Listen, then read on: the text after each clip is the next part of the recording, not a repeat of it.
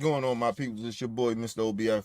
Welcome to the OBF, the network, people. Make sure you guys hit the like button, hit the subscribe button, hit the bell button, so you guys get the live streams when we go live, people. And if you can, donate to the channel. Go to OBF, the real Cash App, and donate to the channel, people. We highly appreciate it. Need more information to subscribe and donate to the channels down there, strolling below the screen, people. Make sure you guys hit the like button and share the videos, man. Keep the movement pushing. All right, people. Let me address some shit before I even get started. Listen, I was frustrated as shit yesterday because like I said, my man True and shit was on some bullshit and that shit was bothering me. It was just on my fucking mind. Like when certain shit bothered me and it stay on my mind, sometimes I get pissed off and that shit don't go away until I express myself. But I ain't gonna say I went overboard, but I was pissed. I was ready to say fuck all this shit. And I ain't gonna lie to y'all. So I ain't even gonna lie, and I'm still kind of pissed off. Like seriously, cause like I do not like motherfuckers that you like. It I think what irritating me about the whole situation with the shit with True pisses me off because like I don't know. I'm trying to remember if this shit happened before and it really pissed me off, and I think that's probably what happened before. Somebody had a fucking problem and they'll wait till a long ass time and then try to say something. You know what I mean? Like so far later down the line, and I didn't forgot about the shit, or this shit ain't really been on my mind to think about it, and I didn't know what the fuck was he was talking about in a way. So that shit like kind of like irritated me. Like, bro, why you? And then it was like, all right, you gonna call me on my birthday? You gonna call me like around my fucking birthday and get me in a fucking type of mood of some shit that you upset about months ago? And that shit irritated the fuck out of me, people. And it been irritating me for days because I just been like, yo, you supposed to be my man, bro. And you got a fucking issue with me.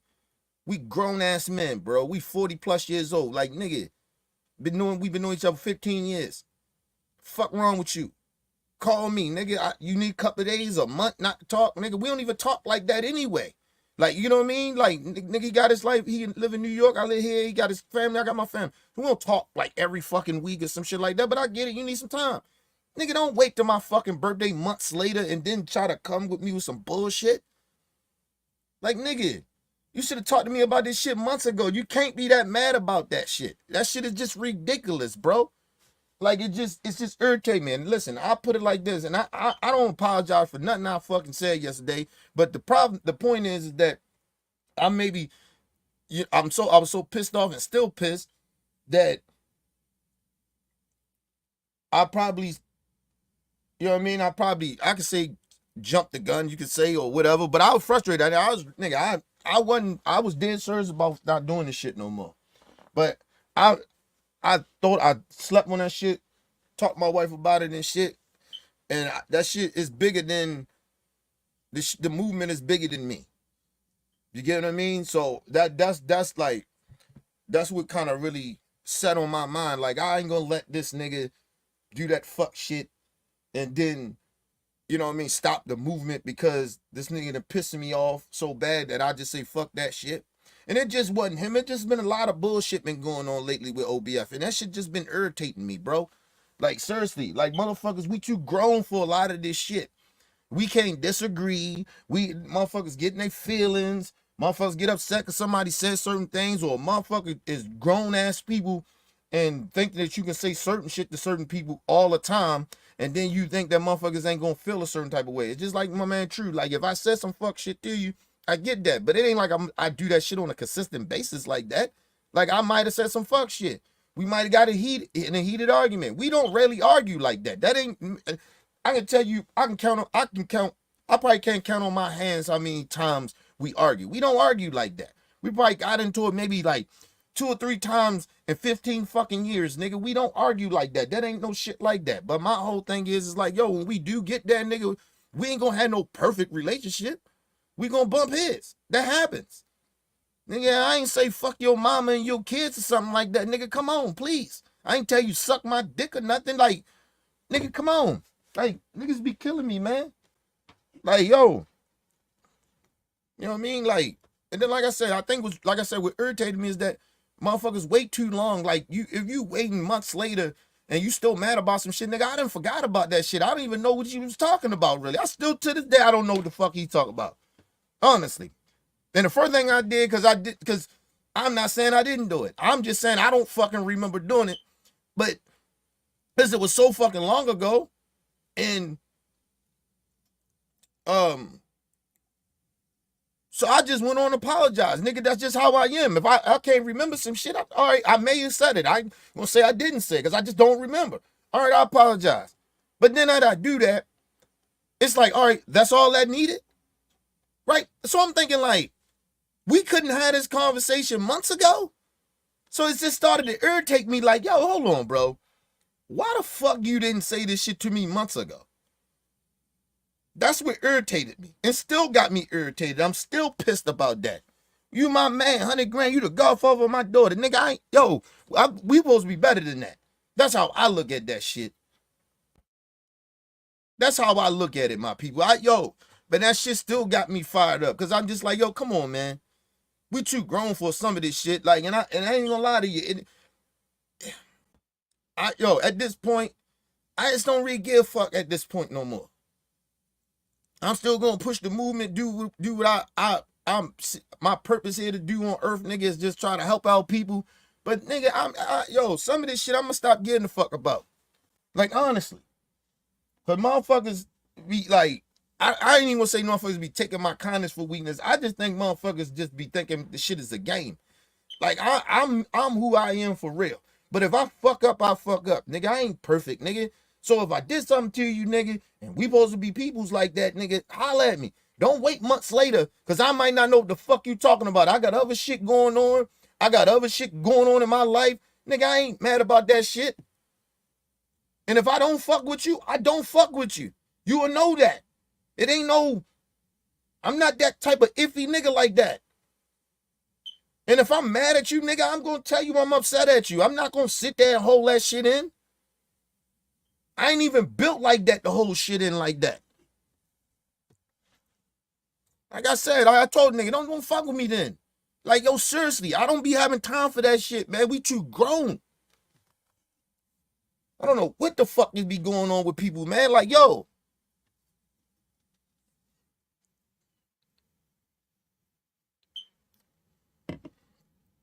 It was crazy because I felt like the nigga was lying to me too, because it was like, I was hitting nigga up in months. He was talking about this shit happened months ago, and I'm like, yo, I was hitting you up, trying to see what's up with you.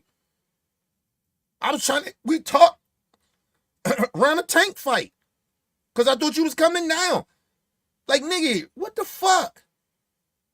But the only time you don't want to come fuck with me, I'm thinking in my mind, because you mad about some shit, so you just made up.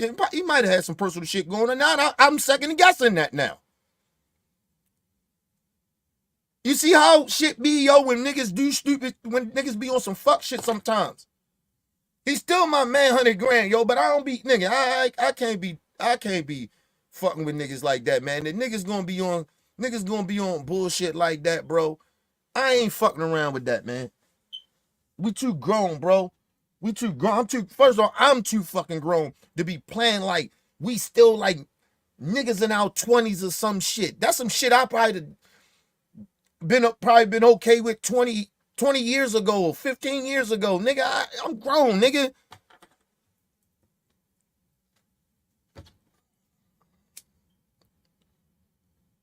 But like I said, listen, I've been my man and shit. I've been knowing nigga over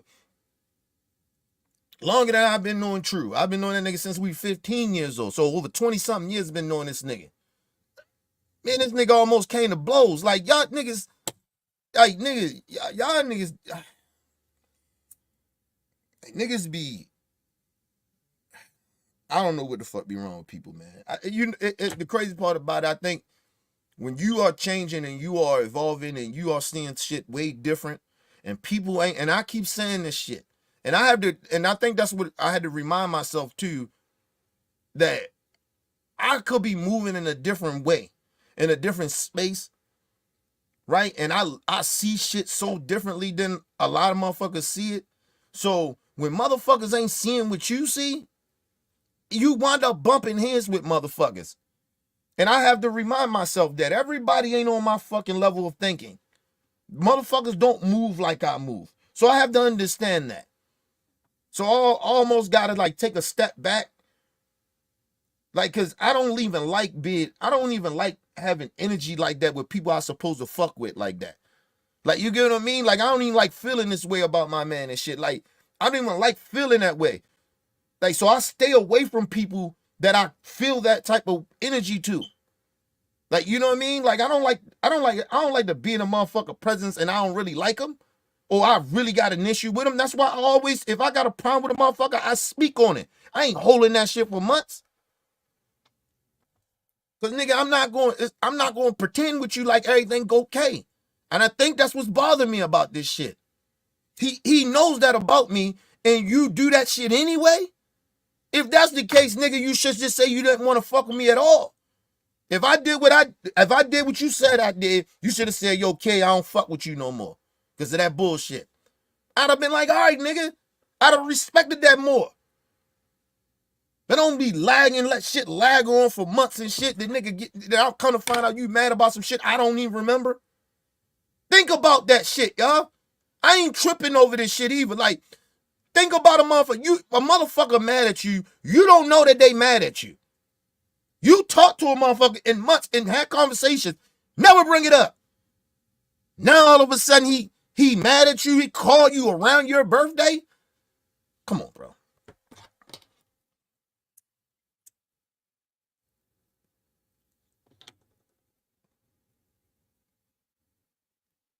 It's all good though. But I want to say this. I want to apologize. Because I probably shouldn't have took everything out on the OBF members and shit, everybody like that. But some people I meant a lot. I ain't gonna say some. I meant everything I said about whoever I said it about. Because I ain't sugarcoating that shit. That shit is real. That's how I be feeling. I be getting sick of this shit. I get sick of motherfuckers you got people that won't grow up. You got people that just take shit too personally and then want to be mad at you and shit. I'm like, we too grown for that shit. Shit is irritating. It's like irritating at this point. I get tired of that shit.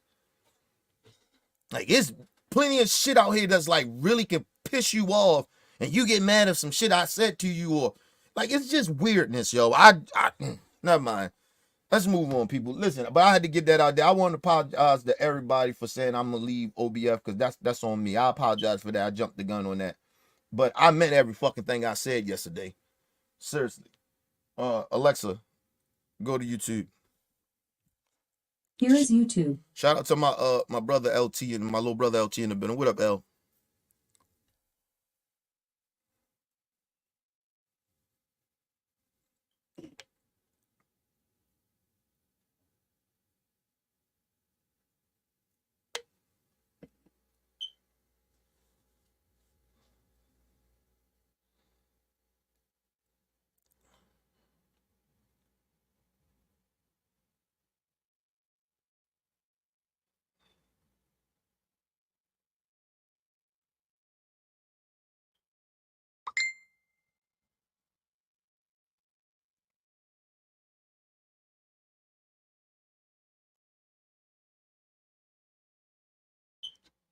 Let me go to the other shit. Go to shit for the hour. Then this is from Little Bro, just because we bros, we hold each other accountable. Yeah, man. Ain't nothing but love, bro. I apologize for saying I'm cutting the motherfucking show off. I was wrong for that. But I meant a lot of shit I said though. Shout out to my brother Bruce in the building. What up, Bruce?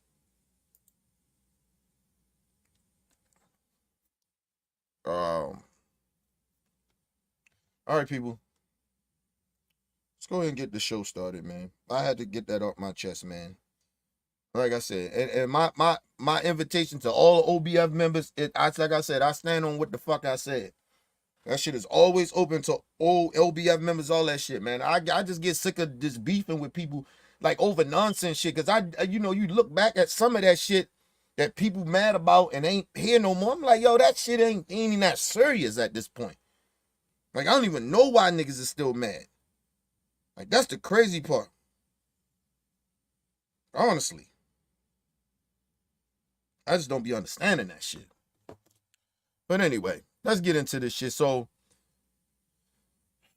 Brian Donaldson decides to go on Bill Maher and make an ass of himself because that's just what he is. He's a part of that Donald Trump cult. I can't even call it like I got bit by something. But you know, I really know why he's doing what he's doing.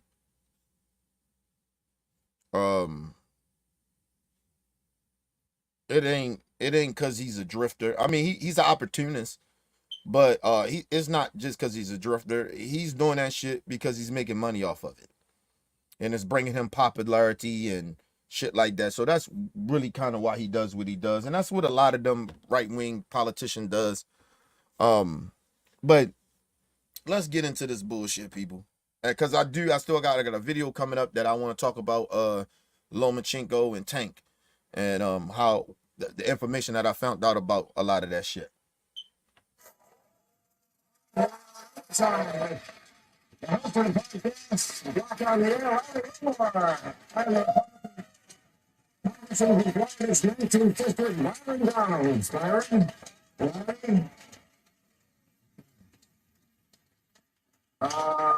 Well, first of all, you're a religious person. You want to have a rebuttal to what I just said on the editorial? I may have taken a shot or two at religion. Two things. First, you don't have to believe in God to see God's miracle in your life from a believer.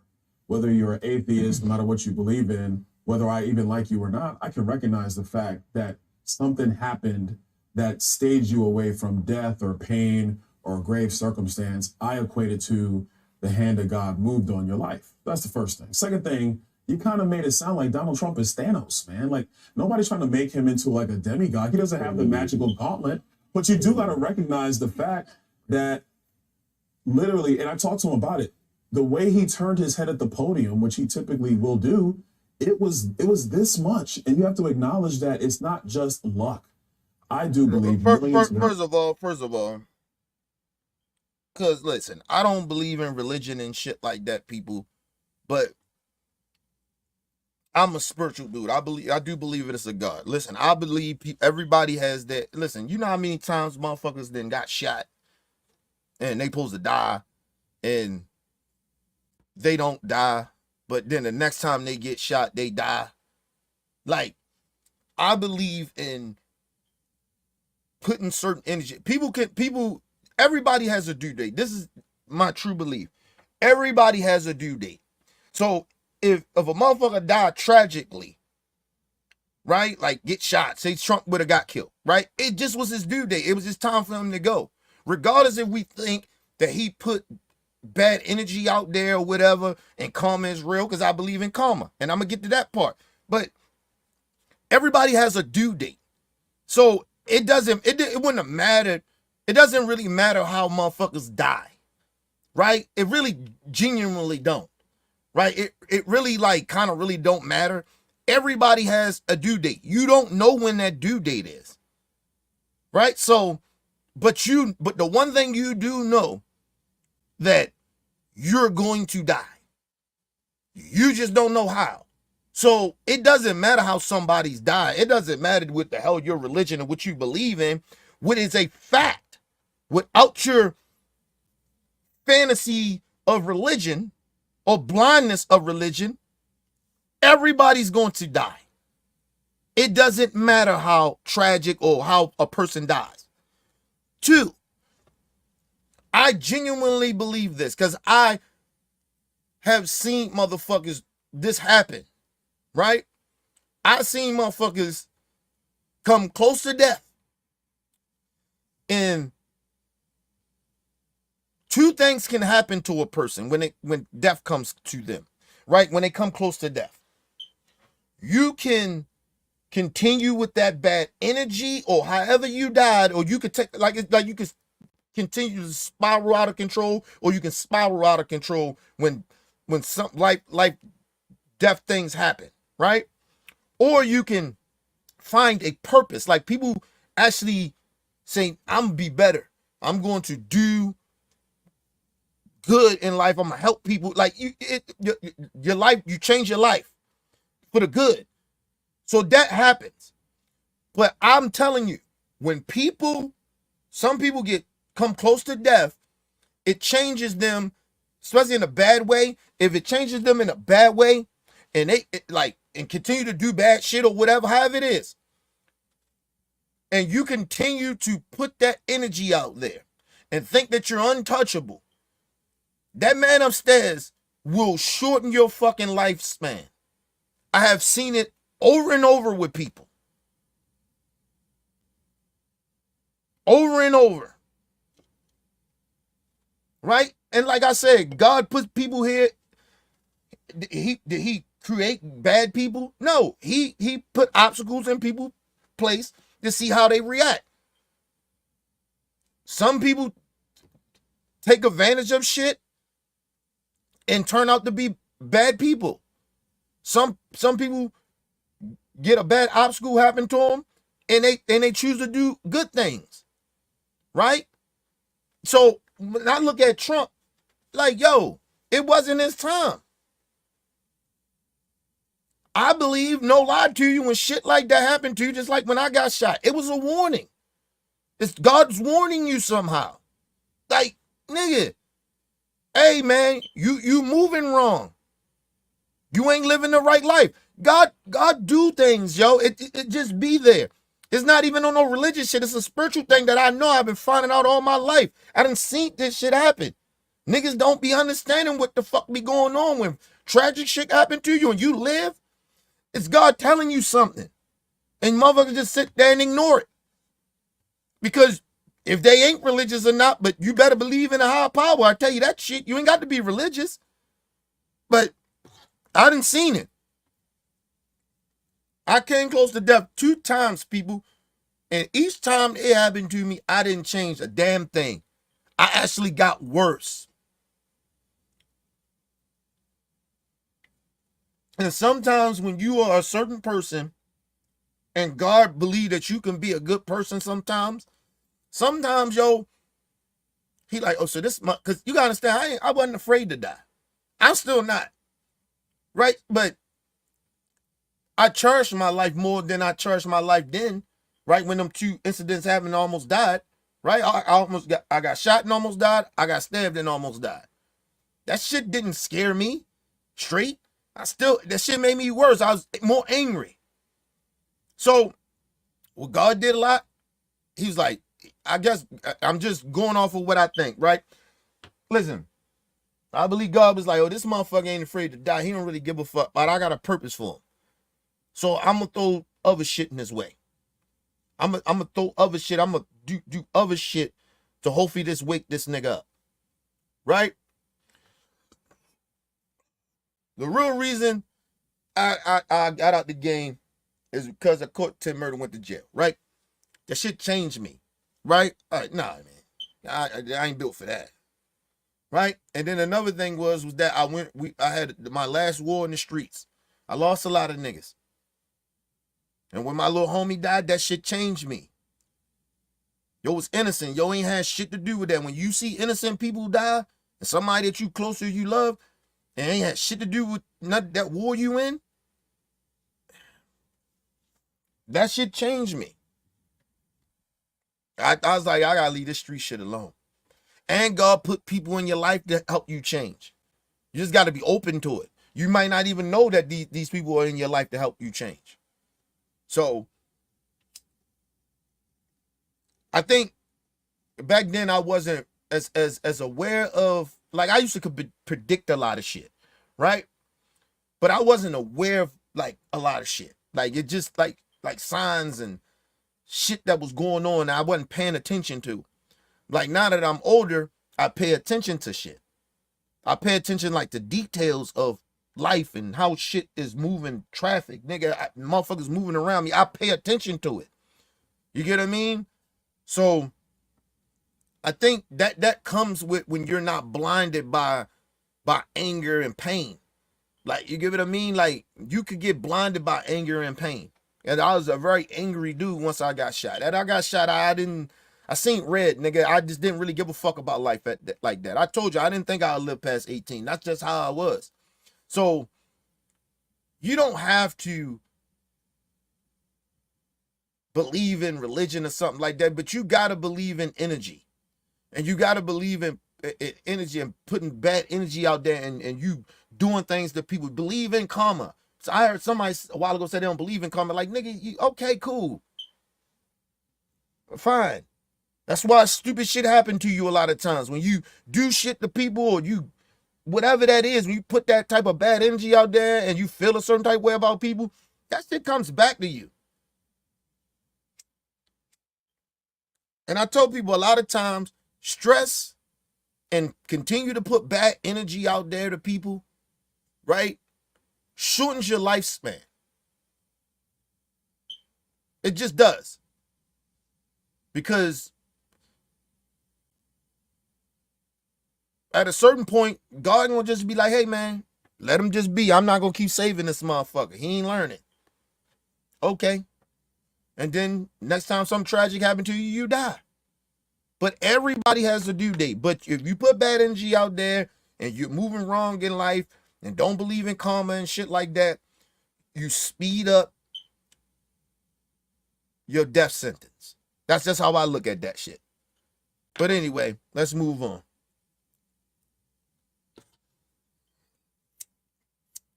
Millions of No, Americans that's just believe luck. God's hand. There's a difference between how we see it. Okay. Now we just see that differently. Some people see, there's this order and everything, and some people see randomness. What about the guy behind him who got shot? Let me just say this.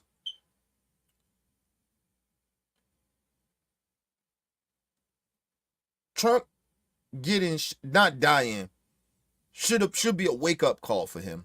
But we know Trump ain't a religious person. He lies and say he is. He believe in God. He lies.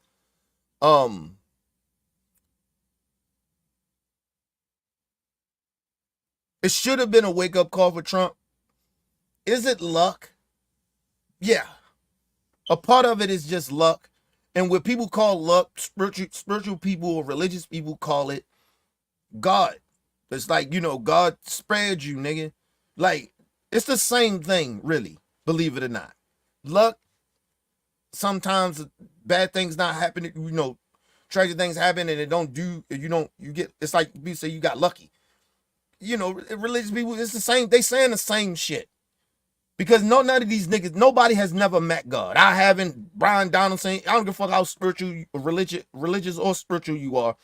You haven't met God, so you don't know, really. But if you believe in something, it's the same thing as luck. So they saying the same shit, but just ideology is just different. You got a person that like Bill Maher that is an atheist, and you got a real so-called real religious dude, which he's a fake too. But it is what it is. Because I know, but like you say, God. What God's not happy with that guy?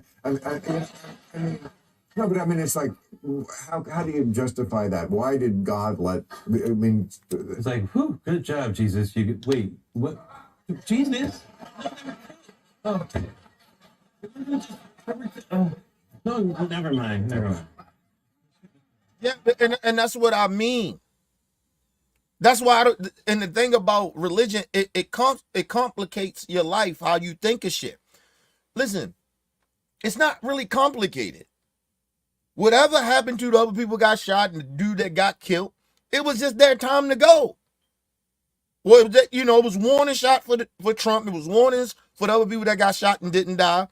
And the dude that got killed, right, from the mass shooter and shit, right? It was just his time to go. It was like even the mass shooter, he died. It was just his time to go. Everybody don't live a long life. It just is what it is. Nobody can really explain it. But the obvious thing that you can explain is that everybody don't live long. So somehow you gotta justify it off of spirituality or religion Or I don't know how atheists really think about that shit, but you know, everybody's gonna die. You just don't know how. It doesn't matter if somebody, like I said before, it doesn't matter how people die or how tragically they die. It just doesn't matter. Like at the end of the day, like really, if you really think about it, people be hurt from it. I get that part about it. I get the emotions of it. I understand that part. But as a person that was very religious to a person that's just spiritual at this point and just believe in God, but the easiest way I can think about it without making it complicated, right? Even just for myself of thinking, everybody has a due date. We're just going to die. We just don't know how we're going to die. We don't know when we're going to die. You don't know the second you're going to die. You can feel whatever you feel, but that don't mean that it's going to happen, right? Or you want to die this way. Everybody, you hear people say, I want to die this way and die that way. That's because you don't know. You're just hoping you die this way or not. But it's always very weird when people talk about death. Like, you know what I mean? Talk about dying. Like, that shit is weird. That's like, it's almost like voodoo in a way. Like, nigga, hold on, man. Don't be putting that bad energy out there like that. That's why people don't like talking about death. Honestly. But let's move on. But like, they're right. They're like, well, what you say about the other dude that died? Or the other guy that got shot? Was he lucky?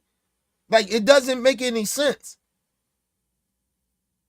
From religious people's point of view, it never makes sense. They can't make sense of it because they don't know. Religion complicates life sometimes. It just does. Because they really genuinely don't know who God is. And that Bible shit, that religious Bible shit, man, that shit can fuck you up. People just like read the Bible like you would read a book, right? Or like a regular book, somebody put a book out, just read the book, right? If you read the Bible contradicts itself. The Bible is it can confuse you. Because you're like, well, so is this true or is this not true? Especially if you're intellect. Like if you're a motherfucker that actually think about shit that you're reading or hearing, come on, man. The Bible will confuse the fuck out you.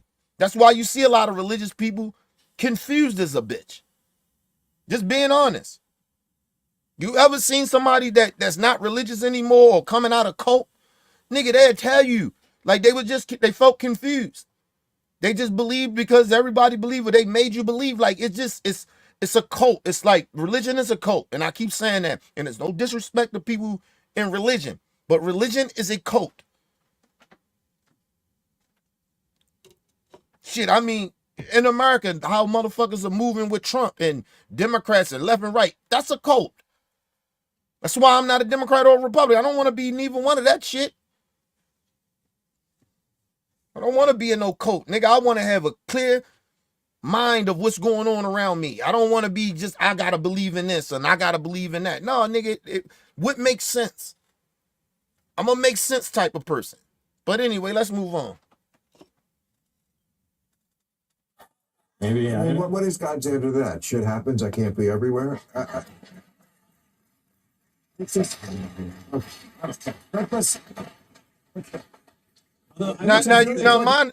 Mind you, Brian Donaldson is out of his league. Number one, sitting there talking to two dudes that's kind of like comics. Because Bill Maher's not funny to me, but he's supposed to be a comic correspondent. I don't know what the fuck he does, but anyway, he's out of his league. Because I can say this about the two dudes that he's sitting with, right? That Brian Donaldson was sitting with, Bill Maher and this other guy. I can't think of his name right now, but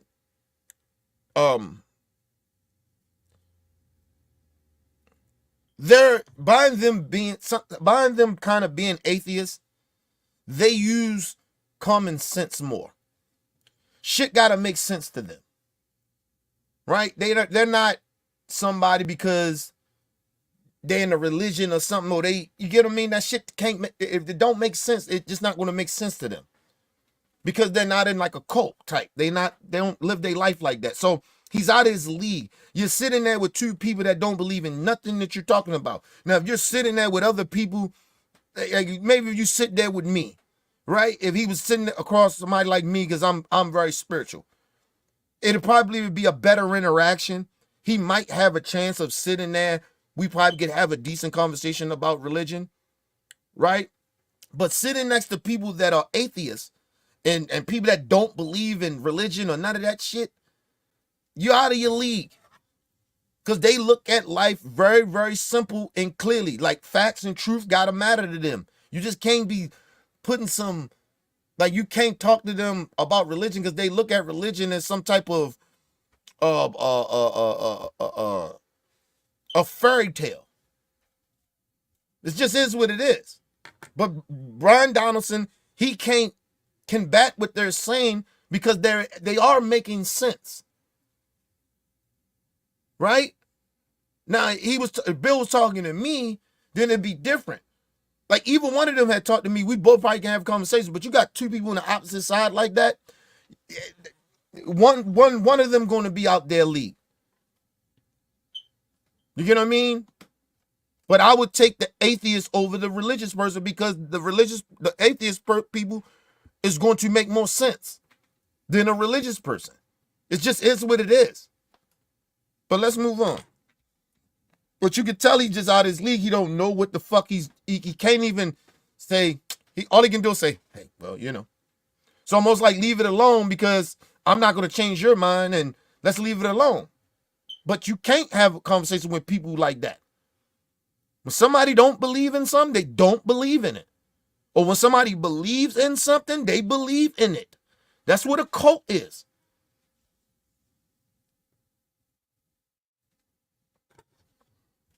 It's like the abortion thing that you guys, the wonderful discussion, very entertaining. And by the way, I think that's very healthy to see that. What? The only thing I'll add to that conversation is that's the conversation you have to have about abortion. Right. Yeah. And you can't shy away from it just by hiding behind your party or hiding behind your labels if we're going to figure out how as a country and as a people we're going to move forward. Right. And I agree with that. The problem is, Brian Donaldson, you're being disingenuous. Your party and you are not trying to have those type of conversations where y'all can work it out. Because number one, your religion shouldn't have anything to fucking do with abortion. Nothing. Nothing. Your religion shouldn't have anything to do with policies. My belief in spirituality shouldn't have anything to do with policies in the United States for everybody. Everybody shouldn't be only supposed to live the way I think you should live. It's just stupid. It's a very disingenuous conversation to have. It just is. When you are just saying everybody got to do what I do because I believe in this and this is what it is because of my beliefs or religion, then like what are we talking about here? We can't have a conversation. But you're being disingenuous because your party is not even trying to have that conversation that you're talking about. To where we can all sit down and come to a way that where we all can kind of say, all right, I ain't gonna get everything I want. You ain't gonna get everything you want, but I'm gonna get some things. You can get some things. Your party and you are not trying to be like that. So stop the disingenuous talk. You're just having a conversation to feel the save face, and at the same time, you're out of your element. And what I mean by that, you're sitting with people that actually uses common sense and ain't playing stupid games that you play when you go over to the right wing. Because tomorrow, just say he was on Bill Maher. The next day he goes over to some right wing shit. He's going to be still speaking. He's going to get back to talking that religious bullshit of how everybody got to be this way. But you just a couple of days ago talking about how we can come together and how can we make this bipartisan? You just was having that conversation, but now you don't.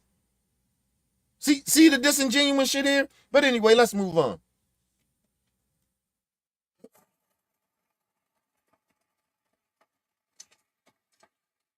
Is the Trump shooter who has been described as a quiet, lonely kid who was bullied in school an example of how boys in America are in crisis?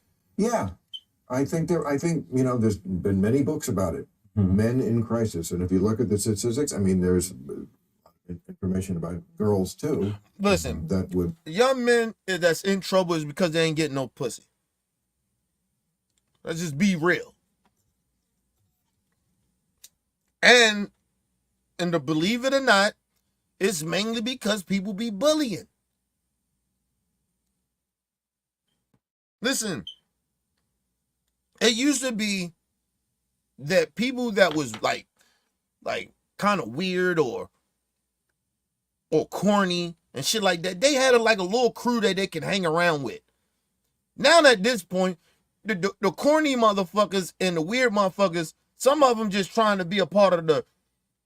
We made it in a society where only way you can be respected or feel loved is that you got to be a part of the popular group. And that's what's happening with a lot of people now. Young men and young girls. Young women. It just is what it is. Bullying is at an all-time high. We're pushing bad culture out here to these young folks, are telling them you have to be this way to be popular. And if you ain't popular, you kind of ain't really shit. It just is what it is. I always tell people, you always want somebody that's very kind of weird and kind of corny around you and a part of your clique. You want that. You know, I'm gonna tell you why. It's because it should humble you of understanding that everybody's not like you. Some people's going to be a little weird. Some people are going to be a little corny. It just is what it is. But we shun the weird people. We shun the corny people. And you wind up getting mass shooters. And they turn into lonely motherfuckers. And they wind up being domestic terrorists or some shit. Like mass shooters. Like, come on. Or wind up killing themselves. I'm like, that's what's happening. People don't want to have that real conversation, but that's what's really happening. And they blame it on other shit. And the other part is, people think I'm being funny about it, but I'm not. They need to get some pussy. Go get you an ugly chick and go get some pussy. I don't really give a fuck, but get you some pussy.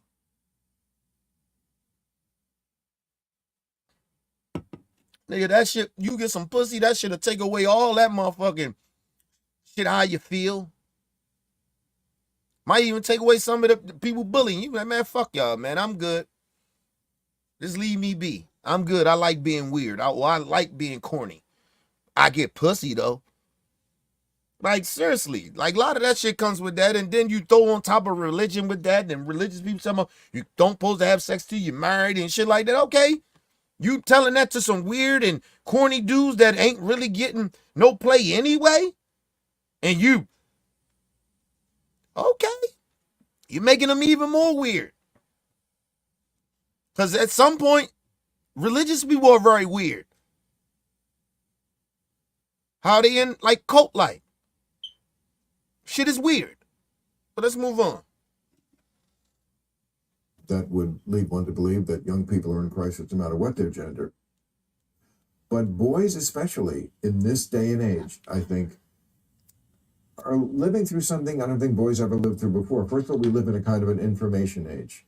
What has been the calling card of men for years, brawn, is not valued anymore as much. I mean, there's controversy about the Secret Service people who were guarding Trump because let me just say this too. Another part is that the reason that a lot of young men, people growing up, especially boys and shit, is because women has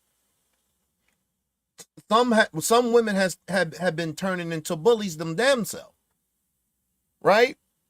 And at a certain point, as a older man, and you got a son, you got to tell your son, nigga, every girl ain't gonna want to fuck with you. And some young men can't handle that when they get, because they already getting picked on and shunned from the groups and shit. You know what I mean? And then when they try to go holler at a woman and a woman don't want to fuck with him because he ain't her type, he don't know how to take that. So that's what you see a lot of this shit is about. And you, like I said, back in the day, you know, a lot of women,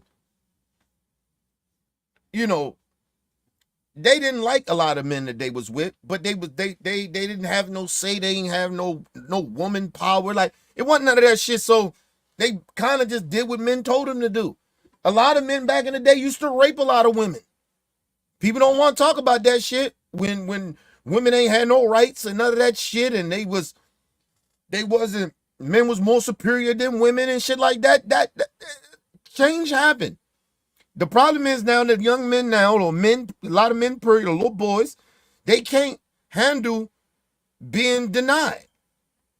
Because there was a period of time where women would just give you some pussy because some fact they was raised that way to comply. Doesn't matter if she liked the dude or not. So, just saying. Let's move on. Some people say it shouldn't have been women because they were a foot shorter than him. And so that's not the best if you're trying to block a bullet from getting to the president. Mm. And like kids like that, I'm not saying he did this for this reason, but they see like, wow, even the jobs we used to be better at, like being taller. We can't even get those jobs anymore. I mean, but Yeah, I think there's a loneliness epidemic happening now, and you've talked about this many times of social media being kind of at the heart of it. Yes. You know, one of the benefits of religion. I want to pause it there too, because I'm glad he brought up loneliness. When you got to understand, these kids are being raised. A lot of these young kids, they are being raised under technology. So back in the day, you had to go outside, bro. Like, and what I mean by that is, you couldn't just stay in the house. It was boring to stay in the house. I mean, technology was nowhere compared to what it is now. Nowhere near it. Not even in the 90s. Definitely not in the 80s, in the 70s and shit. Like, shit was different. You had to go outside. You had to go outside to experience life. Right? Like, even bullying. Like I said, I grew up and I ain't never thought motherfuckers bullying me was bullying. I just thought you ain't fighting back, you getting your ass whooped, you a punk. Like, you get what I mean? But I look back at it now, I seen that it was bullying. But you have to experience those things outside. You have to keep coming back. You have to get pushed to go do that. Right? Like, your mom, take your ass outside. Like, you get on my nerves. Get out, go outside some goddamn where. Go sit on the porch or something. You get what I mean? Like, we used to ride bikes. Like, now when you see people ride bikes now, honestly, you just see people riding bikes to work out. Or marathons or some shit like that. It ain't like people outside riding bikes. Shit, that I was in the neighborhood getting packages. Kids just sitting outside, doing nothing. Right? Little young kids. Like, no bikes, no nothing. Nothing's going on. You get what I mean? Like, kids, when they go outside, they be down there bored, bro. Like, ain't shit to do, no, because nobody's outside. No kids outside. Yo, back in the day, you used to see kids outside all the time. You don't see kids outside. Like, it almost shocked me sometimes when I go see my little nephews and shit around the corner and shit, and my little niece and shit. They outside with a whole bunch of kids riding bikes and shit. Like, a lot of kids ain't doing that in the suburbs, or you living in a good neighborhood. Motherfuckers ain't really riding bikes. They out on their phones, and if they are outside, they out on their phones, or they trying to go get into some trouble, get some pussy, get some ding-a-ling. Like motherfuckers ain't. Kids are not doing what we used to do, and mainly because of technology. And a lot of kids don't have to go outside now. They really genuinely don't. Come on my house, let's play video games. Like back in the day, Nintendo, niggas, you see, motherfuckers would be in there for hours playing Nintendos and Sega Genesis and shit. But nigga, after a while, whoever house you was at, their parents was like, hey man, y'all go take y'all ass outside. Y'all making too much noise. Go outside. Enough. When you going home, or a parent come in there and say, y'all been here for hours. Go out outside somewhere. It's enough. Come on, time for them to go home. I remember one time I was over my homeboy Tim and them out. Nigga, because they had all the video games and shit. They mom bought them all that shit. Over his house, I be in that bitch. We be in that motherfucker for hours. I mean, I went in that bitch at 12 o'clock p.m. Ain't come out that bitch so it got dark. The next day, I tried to go back around that bitch, go back in. He asked my mom, can Kenny come in? No, y'all go outside. No company today. Like, it be like, but it's not like that now. And the world is a much more scary place because it's so much violence. So a lot of parents are afraid to let their children go outside by themselves. People out here is more fucking creeps and shit out here. Kidnapping children and shit. You scared to let your children outside. There's a lot of shit going on with young folks that they can't do that we used to can do. Nigga, I used to be outside all fucking day in the neighborhood. And when nobody, nigga, I wish, but man, you couldn't kidnap me in my neighborhood.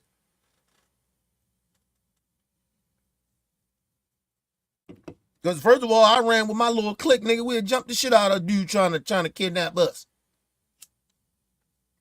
And you had people around in the neighborhood. You knew all the adults. All the adults.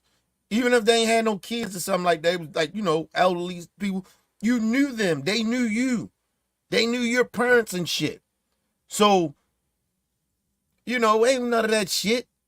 And if motherfuckers come around the neighborhood, nobody know who they is. Motherfucker, everybody looking like, oh, who her? Like, you just couldn't go, like, shit is different. And I understand why a lot of these kids are lonely. A lot of the kids are committing suicide. I get it. I understand why. Shit ain't the same like it used to be. You know what I mean? You can't even, like now you can't even take your kid to a motherfucking amusement park or something like that because you scared that it might be a motherfucking mass shooting or something. It's just scary to be outside now. It's being real. I'm not saying wasn't no violence and shit happening like that, but it wasn't gunplay like that back in the day. I tell you that shit. You heard shots? That shit was down the street. 2-3 blocks away. Where niggas sold drugs and did dope and all that, but it was kids in the neighborhood where them niggas didn't sell drugs where the kids was. That shit wasn't allowed. It's just different now. Honestly.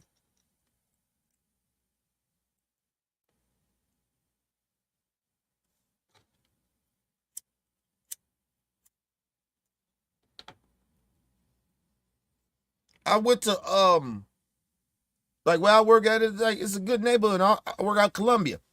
Listen, Columbia, Maryland, like, yo, they had fucking posters up of kids saying a kid was missing. In a good neighborhood like that. So when I see parents outside with their children and shit watching their kids in a good neighborhood, I ain't shocked. That's in a good neighborhood. So imagine what's going on in a neighborhood that ain't a good neighborhood. I can see why people don't let their kids outside. Shit, motherfuckers was like, oh, like people, I go to good neighborhood, people like talking about they need passwords and shit, so when they deliver their shit, it's for a reason. Because even in the good neighborhoods, motherfuckers are stealing. Neighbors, I don't know what the fuck going on. Like, it's not safe anymore for kids. Like, it's just not. So you almost gotta, like, it's like with my daughter and shit. Like, my daughter, she 8. She don't go outside without me. My daughter's not going outside without me. I don't give a fuck. I get anxiety when my daughter go to camp now. She and me or my daughter, my wife presence, my anxiety goes up. So I can just imagine other parents. I can understand the kids feeling smothered. But we for our sake of anxiety and hoping nothing happened to our kids, I can see how the parents are way overprotective. Listen, a lot of parents are way overprotective. I'm just telling y'all, that's an epidemic too. That parents are way too overprotective. But it's a reason why. But anyway, let's move on. I think is that at least people are getting out of the house, coming together in a community, and sharing something together, and people can meet there and that kind of thing. When people are isolated, social media, and also the pornification of the culture too, where guys don't have to try as hard to have sex anymore. They can have sex with their phone now, basically. But it's true, honestly. But realistically, after a while, that ain't enough. That human contact with a different sex, you need that. I'm just telling you, beating your dick all the time. Beating your dick all the time, nigga. Hey man. Listen, you can beat your dick 3 times a day. Maybe just say 4. Got something in my damn beard. 3 or 4 times a day. It don't compare to having sex with a woman once a day. It's just not. It's just not. Especially when you're young. Oh, shit. Now you get older, beating the dick a couple times a day, that's cool. You know what I mean? There's no lie. Because when you get a little older, you've been with a person a long time, it's almost like, hey, man, the shit you start looking at having sex with your spouse to a certain point it's like a job. You know what I mean? You got to do it. It's like a not gonna say a job. It's like a chore you got to do. Like honestly, but when you're young, oh shit, yeah, you need that one. You need to be out fucking. Sorry, even if you ain't getting it every day, get it once a week. You need that. The whole point of just that whole experience of trying to set up to get some pussy. Even for the woman. Right? But definitely for young men, just setting that up, trying to get that pussy, might take you a whole week. We got to set it up. We got to make sure our parents ain't there. We got to find a spot. Like, yo, that whole experience of doing that shit over and over again. Come on, man. You need that. These young kids need that. Now, I'm not telling kids go out here and be fucking, but you can't stop these kids from fucking. Just only thing as a parent is you just say, hey, use protection. Honestly, you can't stop kids from fucking now. Back in the day, a little different. Now, trying to stop a kid from fucking? Oh, shit. You'll lose your mind. Listen, I think I got gray hairs now, nigga. You gonna have a whole bunch of them bitches by about time you 30. I'm telling you that.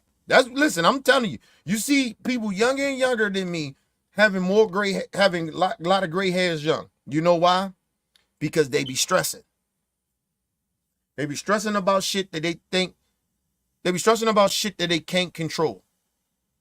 And then 2, you understand that you can't control certain shit, you're gonna continue to stress yourself out. Life is already stressful, but it's certain shit in life you can't control. You just gotta let shit be what it be and just hope for the best. You can't stress about that shit. You can't even worry yourself too much.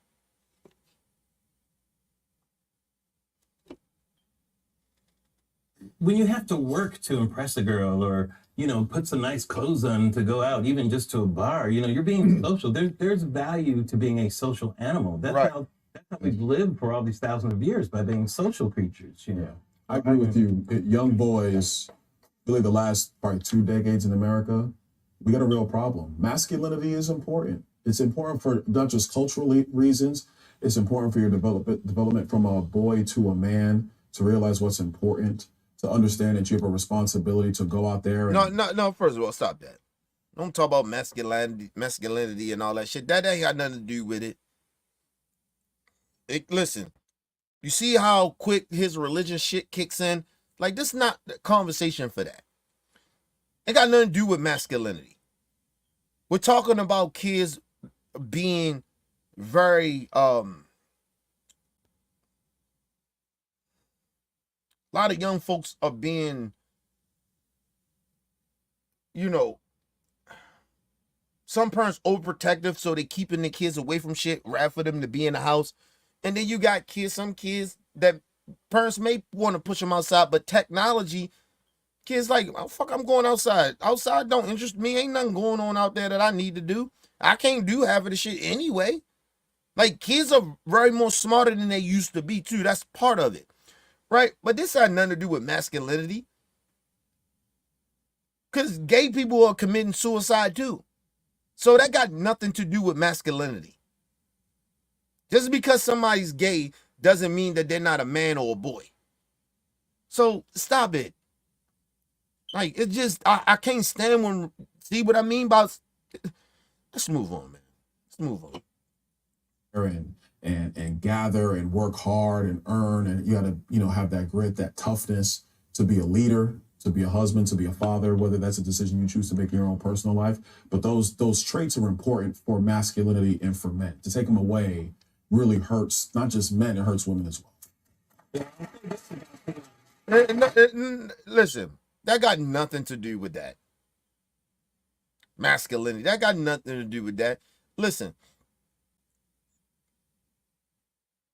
I know plenty of gay men that have very like, they have hustling skills. Like not skills, but like they're very ambitious. Right? They work hard. That got nothing to do with masculinity, nigga. So there you go, bringing that bullshit ass religion into just a human nature conversation. Had nothing to fucking do with that. Listen, it is very hard for people that are very gay, to me, my opinion, than a heterosexual person of reality or like dealing with society. It's very much harder for gay people because now some of them probably got to hide who they are. They got to watch how they act and shit like that. Like, it's very, because like, it doesn't matter with gay people. If a gay black person grow up in the gay community, gay people, some black people going to mistreat that gay person because they're gay. White, Hispanic, everything. It doesn't matter. So it got nothing to do with that masculinity shit.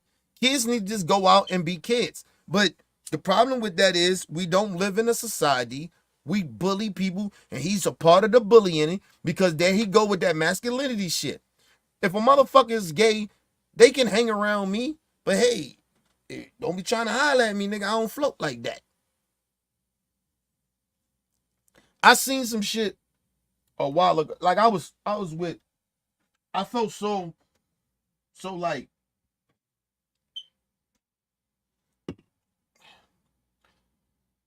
do you understand what like being included in shit? Like, when you have inclusive shit going on, like I was around people, I was hanging out with some people like maybe about a year ago or something like that, maybe, right? I ain't really go out like that, but, and number one, because of COVID, but another thing, I don't really hang out like that. That ain't my thing. I'm a homebody now. I don't really fucking hang out like that, but when I do, right? I like to be around multiple cultural people from the opposite sex of me. I don't want to just be hanging around dudes all fucking day. That's just not me. I want to be around different people that, like, I'm having gay people there, like, because when you have conversations about different shit, it opens up everybody's eyes. But if I'm just hanging around number black folks and we talking about the same shit, and because we gonna be most likely agree about 90% of the time on shit, right? Or I just say 60% of shit, right? So that shit get boring. I get bored. That's why I don't hang out like that. Like if you're just hanging around people all the time that think like you and move like you and live a certain type of life that you live, that shit gets boring to me. I need to be around different shit and different types of people from different parts of society and life and how they move in life. I need that type of shit. And I believe kids need that. You get what I mean? So, you know, it's just weird that people think that like you need to be everybody need to be kind of this way. No. Fuck all that, man. Put me some gay people with me. I'm good. Give me some white folks. Give me some Latinos. Give me some Chinese. Give me a couple of motherfuckers. Mexicans, Puerto Ricans. Give me all them. Muslims. Give me everybody. I wanna sit around with motherfuckers. Different people. Some black folks, you know what I mean? I don't want to be the only token black nigga there, but I'm just saying, give me some black folks there too. Like, nigga, I don't understand. The problem is with society now is that they not really realizing, Brian Donaldson, a lot of these people not realizing we're telling different cultures of people, or people that come from different types of culture, even the gay people, you're not like us. And if you ain't white, or you gotta act like white people to be social. You gotta do what they do and be okay with blatant racism and bigotry. Like, no, that's the problem with a lot of these young folks. When kids are inclusive, when they are around different people, and they try to understand them, and they're getting taught, and they're self-teaching themselves how they need to act, and they got good parenting and shit like that, that's a great society right there. But when we got motherfuckers over here, I'm on this side, you on that side, because you that, like, when that happens, that's how kids get fucked up. That's why the country is fucked up. That's why a lot of the young folks are fucked up. Because we don't understand the times that we are in. But we got the older folks sitting there telling us we need to go backwards. But the young folks are sitting here like, nigga, we here. We right here. Like, no, we can't go back to that. That's when discrimination of all of us was happening. Like, no. Come on. Even the white kids are failing in society because their parents or who in their community making them stay away from people don't look like them or not like them. See, this shit is being taught. This is not no shit that these kids are just coming up with themselves. As intelligent as they are, and they are the smartest generation. And I keep saying this. That's why I love young folks, because they are smarter than you think. They was very smarter than a lot of us when we was their age. Right? And they got way more information than we ever had when we was kids. Right? But they're getting raised by old, bigoted people. Honestly. A lot of, and I'm talking about not just white folks, I'm talking about other races of people, minority people, and black folks. A lot of motherfuckers are bigots. And they try to pretend that they're not, but a lot of you motherfuckers are bigots. It ain't just white folks. It's a lot of minorities and black folks are bigots. And you pushing that type of energy on these children. You're raising these children that way, and then they grow up to be fucked up people. Like, we didn't raise them like that. Yeah, you did. Yeah, you did. Yes, you did. Let's move on. Well, I don't think it's fair to put the shooter in this particular category, because that thing has shown up many times over the past. Remember, Hinckley went and impressed Jodie Foster, you know. But if you look at Lee Harvey Oswald, it's a lot of the same profile as this guy, you know, his personal profile. People that have done these types of acts over the years. I don't think it's all that. I think Lee Harvey was political. I mean, he was in Russia. We don't know which side though either. Yeah. Well, yes. I mean, they're a little murky. I mean, he did purposely go to Russia. He married a Russian woman. Right. He was involved with the Communist Party. I mean, you know, we don't know. Yeah. But this kid, I mean, all they know is that he was looking at stuff about Biden as well as Trump. I think he would have shot whoever showed up that day. Yeah, it's like the kid who shot the people in the movie theater. Or, you know, Listen, my honest opinion of doing a little like research on that kid, right? Because he was a kid, man. He's 20 years old, man. That motherfucker didn't even get to breathe life, really, right? He wasn't even really considered a full adult, right? Bill Maher is partly right. He right. I think he probably would have killed any of them. Listen, but the one thing about him was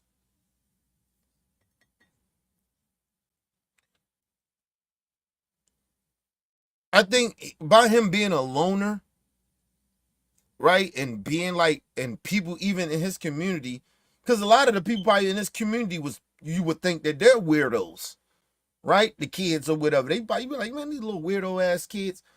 But he was more weirder than them because they made him feel that way, right? But I told you, is how it comes from the parents. Your kids do not treat other children that way if you raise them a certain type of way. I'm telling you, parenting is real. And so, listen, even him being parented, like, where was his fucking parents? Of like, you know, he was weird.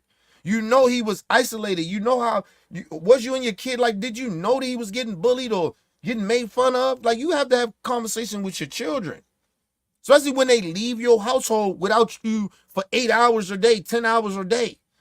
You have to sit down with your kids. How everything going to school? Like, you got to talk to your fucking children. So, listen,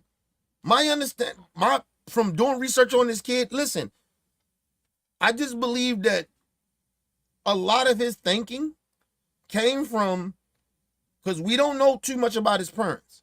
But that's one thing that we're not talking about, and that we need to figure out who his parents is, who his parents supported and shit like that.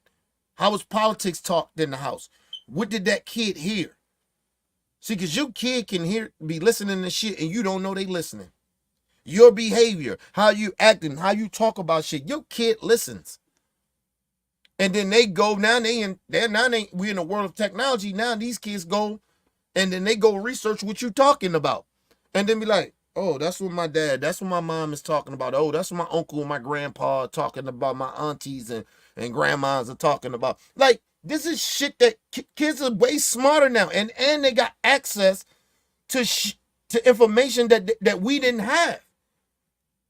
So, listen, that kid, as disturbed as he was,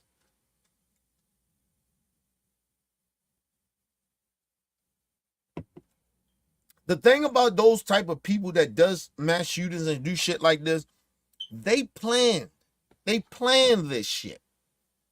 They plan it. The thing about this kid was he didn't have a lot of shit documented. So they just kind of don't know what he was really on. But from the information I got, I just think that he was a weird kid. He was a weird kid, got bullied, got made fun of, and just honestly, when he got older, he just kind of like, I'm just this kid. I'm just this person at this point. People don't really like me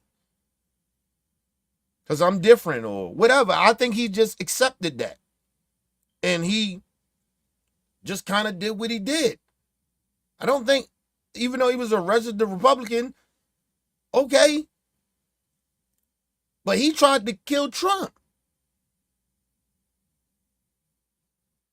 I believe. I don't think he was, because they said he wasn't that good of a shooter in, the gun club he went to and shit like that, right? Listen, I'm very iffy about people that goes to gun clubs or a member of a gun club. I'm very iffy of people that way. I do not trust and like people to a certain extent that's very, very too interested in guns. Like that shit cannot be a hobby, bro. Like honestly, shooting guns cannot be a hobby. And it may be just me, because I come from violence, I come from the streets and shit. I just don't like when I see people that don't come from that life and just be very interested in going to gun clubs and being a part of a gun club. That shit weirds me out, bro. Because I know what guns do, regardless if you in that lifestyle or not. But a violent lifestyle come from it or not. But I know what guns do. So people that like go to gun clubs is like a hobby to them. That shit is weird, bro. I don't know why people don't think that shit is weird, but it is weird to me. My brother's going to gun club. Like, listen, people. My wife used to have to go because of the job she works. She had to go to the gun range and shit, work on her aim and all that shit. I get that part. But motherfuckers that just randomly be like, hey, you ain't got nothing in law enforcement. You ain't got no type of occupation in guns. You how to have a gun or learn how to shoot. People that just randomly go all the time like that, it's weird to me. I should not see you at a motherfucking gun a shooting range every week. I should not see you there. I shouldn't see you two times a month in a fucking gun range or a gun club. I shouldn't see you there. Once a month, every other month, I should see you. I don't understand people infatuation with guns. Guns kill people. And people that have guns that... Listen, the one thing I know about guns is that when people get guns in their hand, they can lie and say this shit all they want. I'm a gun owner, right? And I used to be a dude that carried a gun all the time when I was in the hood, right? Listen, when you pick up a gun, for some odd reason, when you pick up a gun, it makes you feel like you are untouchable. I don't care who you are. Especially if you at the gun range all the time, and you're a good shot, you're a good shooter and shit like that. Motherfuckers like, see, I can shoot that shit. When motherfuckers brag about that shit, that shit weirds me out, bro. That shit weirds me out. I do not like people like that. I don't want to hang around people that's gun lovers. I don't like that shit. But I tell other people all the time, when people get guns in their hand, they feel immortal. They feel like as long as I got this bitch, I'll tear your ass up. Nah. I don't like to be around people like that. That's why I don't really like open carry states, people walking around with guns and shit. I don't want to see your gun, man. I'm already, paranoid, nigga. I don't need to see you with a gun, because now that make me want to now I have my gun. So I'm watching you. Like, that's just how I am. Maybe because I come from the hood, I'm paranoid like that. But I don't like that shit, man. Shout out to my brother Alvin in the building. What up, Alvin? Say what up? What up, Ken Dog? Shout out to my brother Alvin in the building.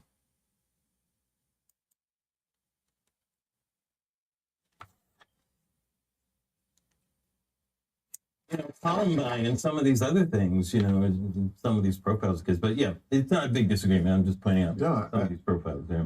All right. What do you think?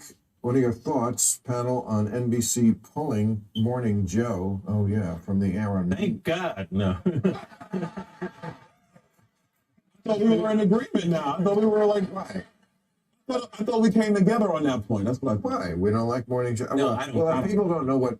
I mean, I was shocked at this story, too. People don't know what this is. Morning Joe, the shooting was on Saturday. They pulled the show off the air Monday, did not air it because they were afraid that someone on the show would say something untoward. Have they not watched the show for the past 8 years? saying on that show. What do they say about Trump? Oh, about Trump, but Well, yeah, they say everything. but that negative you about can't trust your I don't understand. journalists. Yeah, it doesn't make sense. I mean, this would be like if Walter Cronkite, the day of the Kennedy assassination, the Flash from Dallas. I shouldn't really say anything. Listen, first of all, I get what he's saying, but the thing about that is that the one thing about Morning Joe is, and I can say this because Joe Scarborough is not a Republican anymore. He doesn't hold back. Now, I'm not saying I agree with a lot of shit that he says, but he doesn't hold back.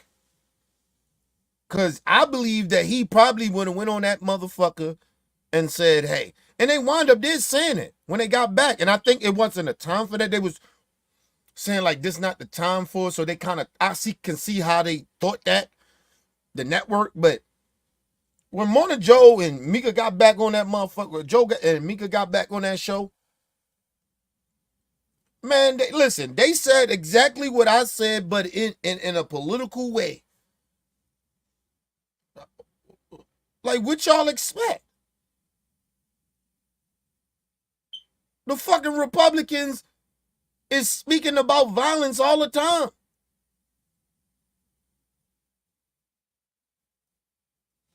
I be dumbfounded. Like, cause no lie to you, I knew this was gonna happen. I knew the Republicans was gonna try this shit. But it was like, yo, soon as happened, without any evidence, these motherfuckers gonna go out there with no research, no nothing, just giving their opinions, social media, mainstream media, right-wing shit. They gonna get out here and they gonna blame Democrats. You don't even know the information. Then they gonna try to blame the left, because left talking about violence and talking about putting the bullseye on Trump and shit like that. I've seen him say it. He was at a campaign. But you just ignore the shit that the right say though.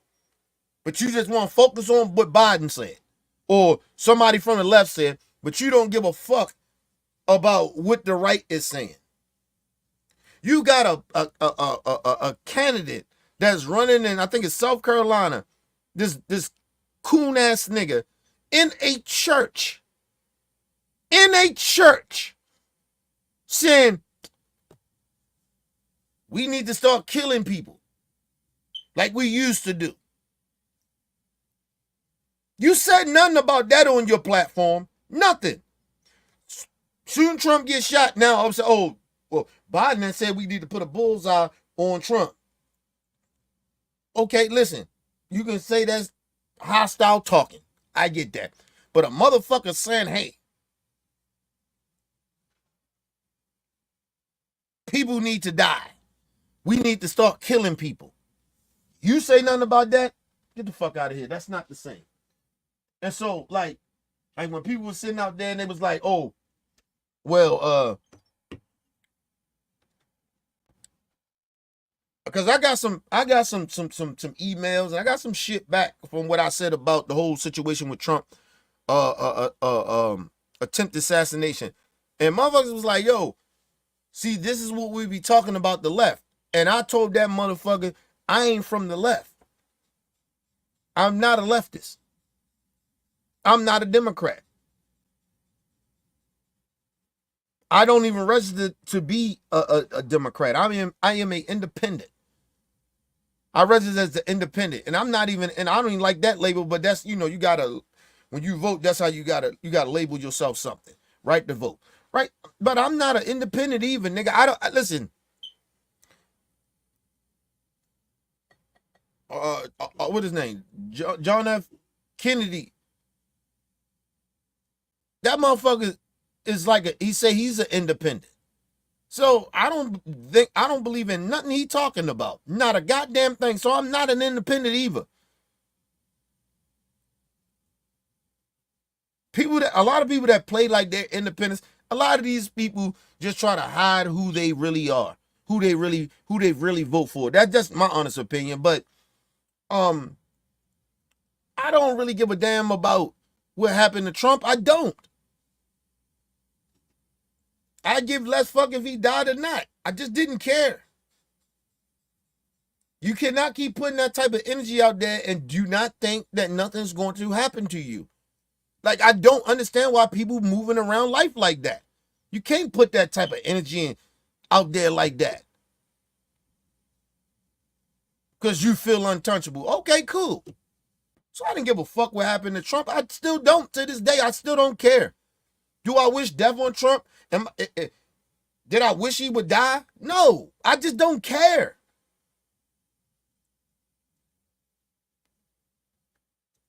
And listen, people, I got backlash from people. Like, see, that's what we talking about. Like, no, nigga, you don't see that. I don't know what you talking about. I'm not going to care about somebody that don't give a fuck about other people. Why would I care? Do I wish harm on somebody? No. But why would I care if something happened to you when I know you don't care about others? Now you want me to care about an evil motherfucker? No. Get out of here. Motherfucker talk about doing harm. This motherfucker is defending people that try to take over the country at January 6th. And you think I'm supposed to care that somebody tried to assassinate that bitch? Bitch ass motherfucker? No. I don't care. Either way. He survived, fine. If he'd have died, okay. I still would have said what I said. I don't condone violence. Motherfuckers got to stop trying to kill people and all that shit. I would have still said the same shit. But I still would have said what I said. I don't care that he's dead. If he'd have died, I wouldn't have cared.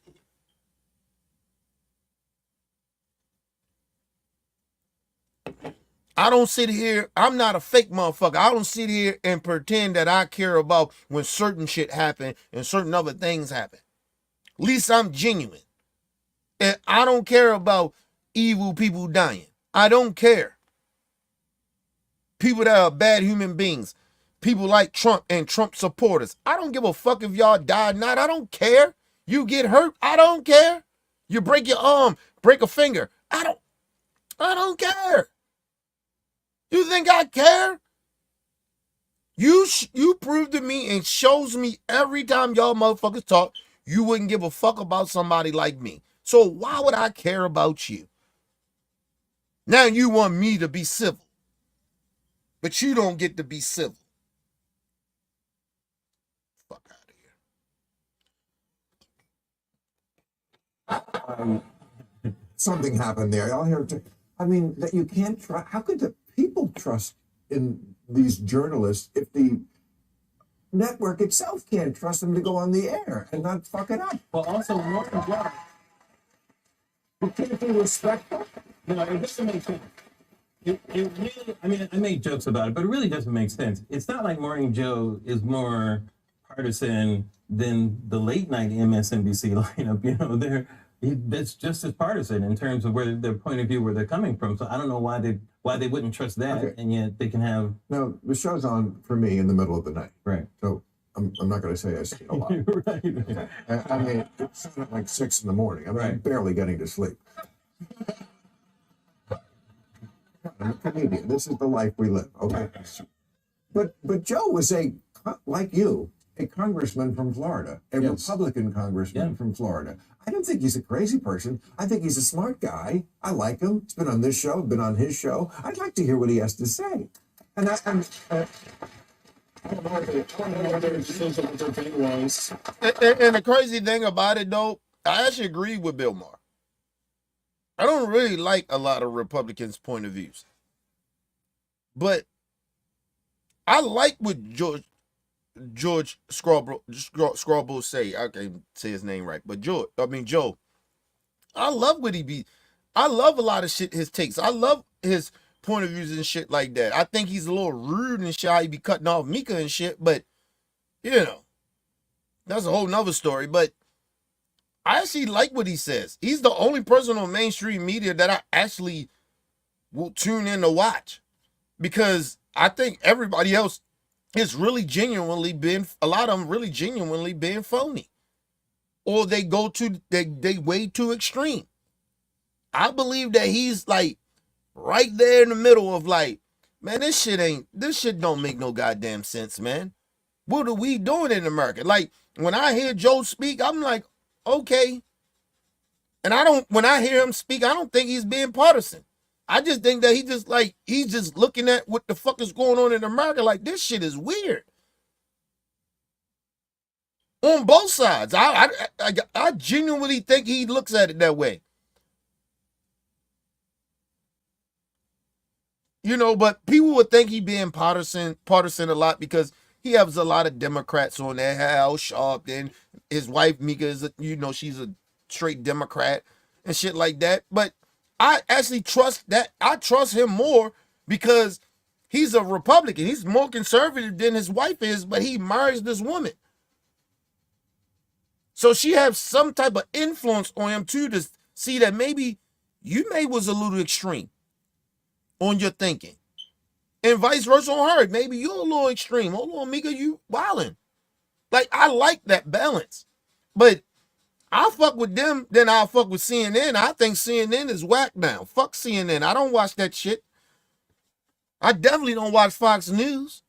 So I watch Morning Joe. I don't even watch Simone Sanders and the other I don't watch them motherfuckers. Them motherfuckers be phony. They come off as phony. You got this Simone Sanders, she half the time she want to sound like she's very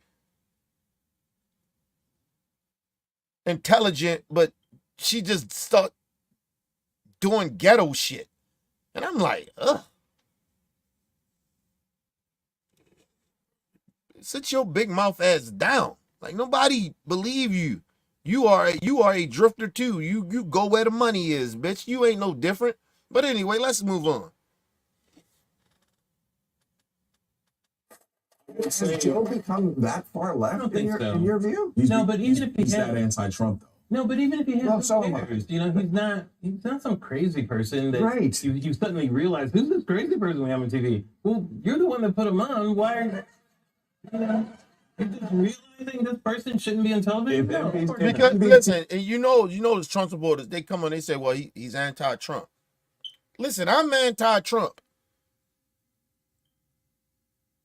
That don't mean I'm infatuated or I hate Trump.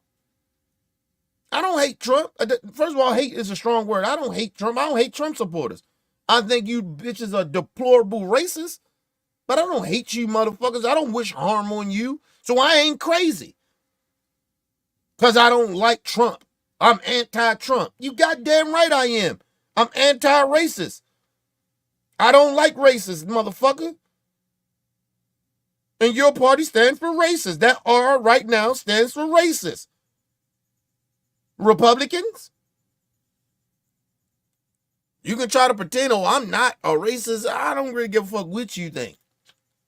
All I know is what I see. All I know is what I hear. I don't give a fuck what you think. I see the shit that comes out of your mouth. I see how you act. And that's enough for me. I can't know what the fuck you thinking unless you speaking. So whatever you speaking or what you thinking, that's what I'm thinking. That's how I'm feeling. But you see, oh, he anti-Trump. So? Is he lying about Trump? No, he's not. Now, you may say that because you a Trump dick rider. So, of course, you would say that. But no, he's not lying on how he goes at the Trump. Trump is horrible. He is dangerous to society. Listen, people, we haven't had a dangerous president like this since Nixon. And I'm being genuinely honest. Since Nixon. And if you want to compare Trump to Nixon, I think he's worse than Nixon.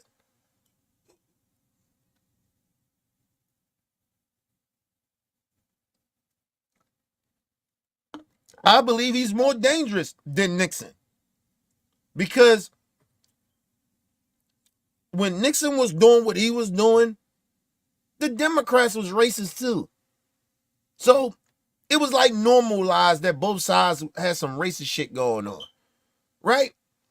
But with Trump, you got one party, they got some racism shit going on. But it ain't like that.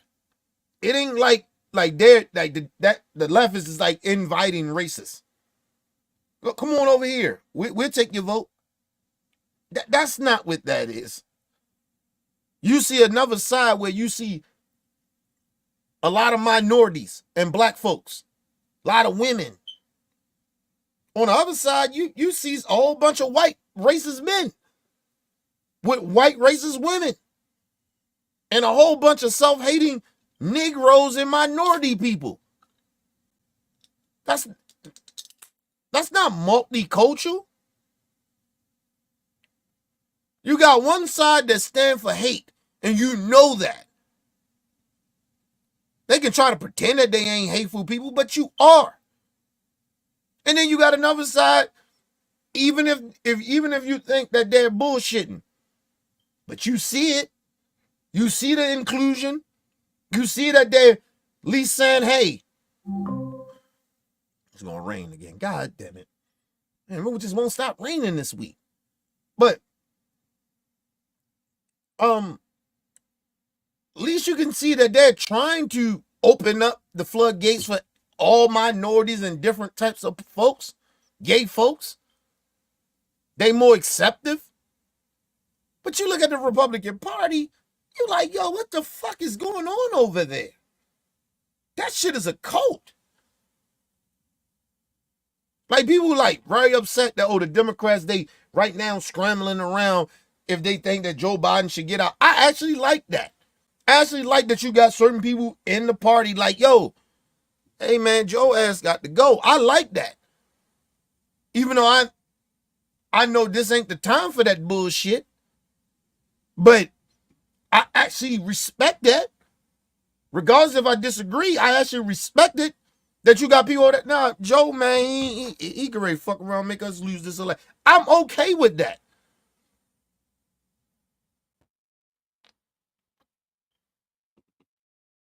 On the other side, you got a bunch of people know that Donald Trump, they know that Donald Trump is a horrible individual.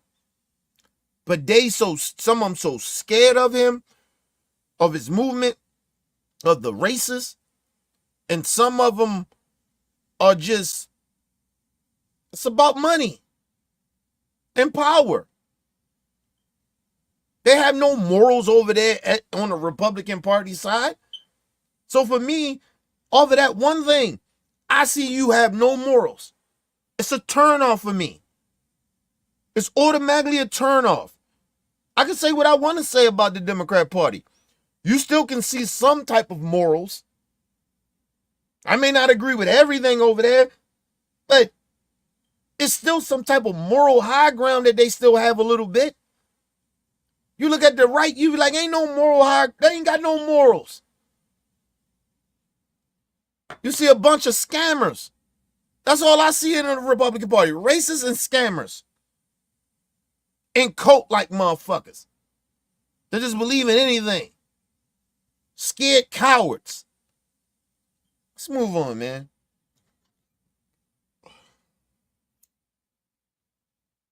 If NBC can't trust the show going on, it's because they already know that the show has a very strong anti-Trump viewpoint. So maybe they said, you know what, we can't take a chance. I don't want to speak for them. No, I don't know. that's exactly what it sounds like. I just think it's ridiculous. What do I know? I'm on vacation. Thank you. Yeah, it's just like you make an ass of yourself, Brian Donaldson. You need to like stop, bro. And like I said, you know the bad part about it?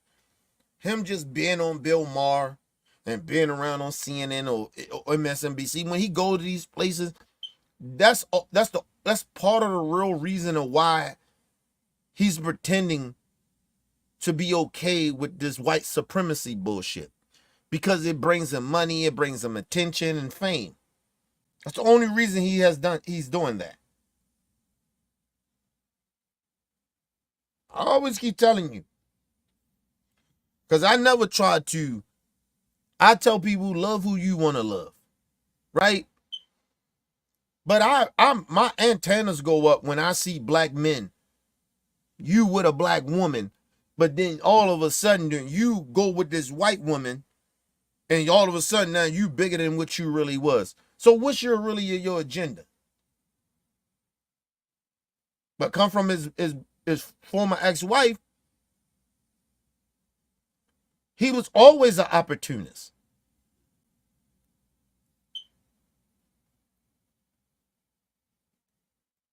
He only was with her because, from paraphrasing here, what she kind of was saying was, he was only fucking with me because I could bring something to him. Like, it was something that I can help him with. We wasn't really in love like that. We never was really in love. We got married and all that shit. That shit came from him wanting to get married. Because he wanted a residency and some shit like that she was talking about. But it was all opportunist type of shit, that where he was only fucking with this black woman because of the simple fact that he was trying to get something out of her for himself. And then he found the white woman that had a little money. He marries her, have kids with her and everything. I don't even believe he really loved that white woman.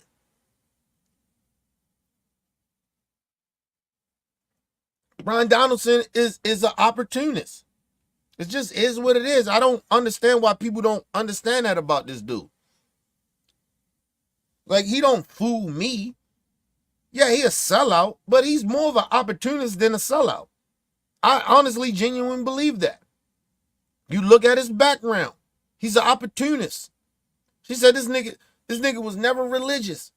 But like I said, hey, maybe she made him be religious to be a part of that bag. Because his wife comes from some money.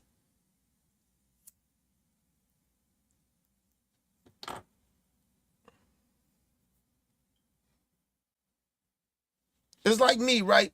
Like, I'm with my wife. My parents, well, my dad got a little people, right? But I didn't know that, right? My dad worked hard. He got a little people and shit. You know what I mean? If I call my dad, I need some money or something like that, help me out with a bill or something like that. Of course, my dad will help me out. I wanted to get a new car. My dad will help me out with that. Like it's nothing, right? But I didn't grow up with family that really made it like that. Like, the only people really made it out of our shit really like that, like where we come from, and on my dad's side of the family, it's me and my dad. Really. You know what I mean? I'm not knocking other cousins and shit like that, because they doing, some of them doing pretty well. But I know that they want to be in a different, I know they would want to be in a better position that they are in now, or be in my position. I know that. But me and my dad kind of the only ones that kind of like made it. Like, even outside of my grandmother, like, we really don't know how much paper my grandmother got, really. And what I mean by that is, like, maybe my aunts and them do, but for me, I don't really know. Listen, we won't know how much my grandmother really got. And God forbid, I don't want her to have, my grandmother is 88 years old. God bless her. She just had a birthday a couple of weeks ago. God bless her. I'm glad she's still alive, still here. Love my grandmother. But we won't know how much money my grandmother really have until she died. We won't really know. I'm just telling y'all that. You know what I mean? So we don't know. But I know one thing about my grandmother. My grandmother is very prepared when her due date come. I tell you that shit. And the family gonna make sure we take care of that. You know what I mean? We was having that weird ass conversation a while ago with my grandma. We was at her crib or something like that. Cause my grandfather died like a couple of years ago. And we just having a conversation about the shit. I don't want to get too deep in it, but well, my grandfather too much about, him, but he was a veteran and shit like that. But he we just having a conversation about it and shit. You know what I mean? We was laughing and joking about it, but you if you really listening, I'm a listener. Even though we joking, motherfuckers joking, we listening. I'm listening. For me, I'm listening. And so I'm like thinking, like, people talking and shit like that. And I'm like, all right, I know for a fact that before my mom started fucking up and got on the drugs and shit, she was very, very uh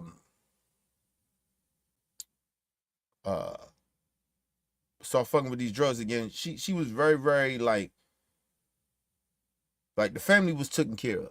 Like I know I was taken care of. My sister was gonna see some money, and her grandkids, everybody was gonna receive some money. But now she fucked it up, blew it all up, whatever, right? But my dad, I know we still good, right? But I ain't. It's like you gotta think about it. I'm not looking forward to none of that shit. I don't really care about it, but I know I'm good. I know when my grandma passed away, whatever her will is, it's not going to come to none of the grandkids. It's just not. Like, and it depends what grandkid it is too. But I highly doubt that my grandmother left money for everybody. I just believe that, like, we're like tribal in a way, right? On my dad's side of the family. Like even when my grandfather died, that shit was tribal. Like shit got left to his kids and wasn't for the grandkids. But that shit ain't like for me, if I pass away, that shit ain't gonna be like that for me.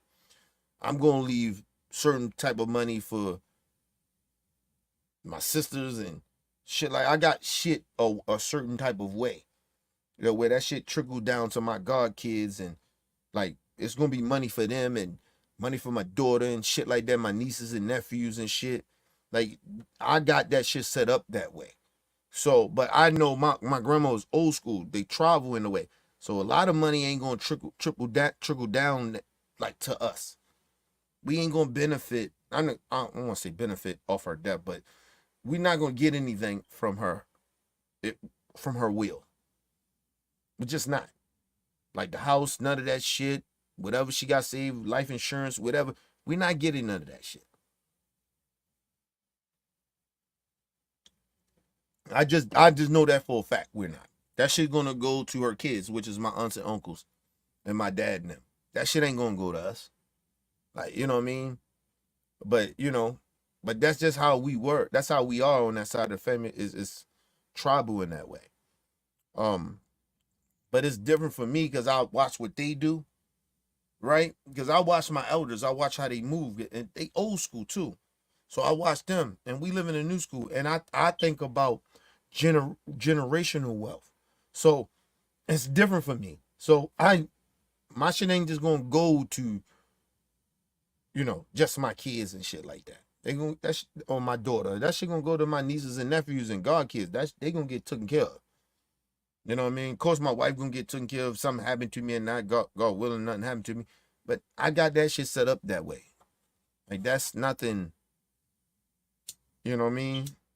And it's like, but on my side of the family, with my mother-in-law got a little paper. You know what I mean? Nigga, something happened to her, nigga, we gonna be fine.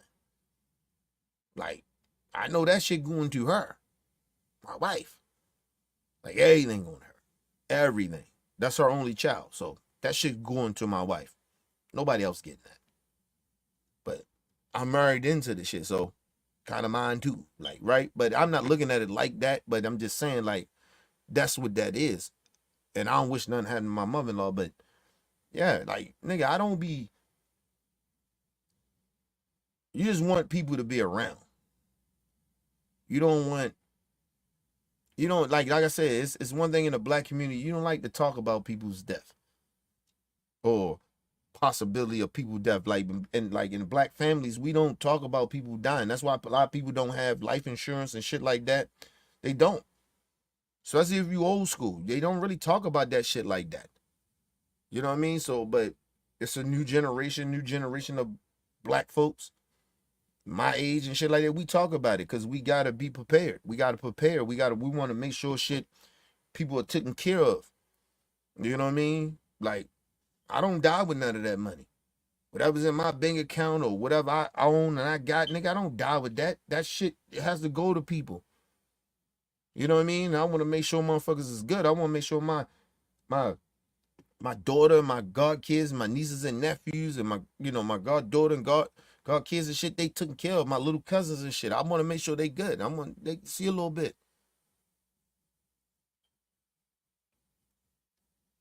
I want to make sure my wife, she taken care of. You good. And you want to date? I told my wife, listen, I die. I got some rules. Don't spend all that money on me getting the motherfucking don't spend all that money on no motherfucking funeral, nigga. I don't need no funeral. Cremate me, put me on a stand, put my picture up, and y'all party. Throw a cookout. Spend all that fucking money. For what? You know what I mean? For what? Dead. I ain't coming back. So, you know what I mean? You gotta keep still living life. You gotta, you know what I mean? Like, I don't understand, like, people throw, like, crazy funerals and shit. And a lot of that shit come from religion, but people throw crazy ass funerals and shit. You know, I'm not doing that shit. That shit. Because you think about it, motherfuckers did all that shit. And then I guarantee you, and I keep saying this, you don't believe me about this, but it's actually factually true. When people die, I guarantee you, unless you somebody that's very, very close to that person, right? And they meant so much to you, maybe you might be still fucked up in 6 months. Maybe. Like, still hurting from it. Right? But after a while, after like 6 months, after people come to your funeral, mad, they mad, they cry, whatever it may happen, all emotions.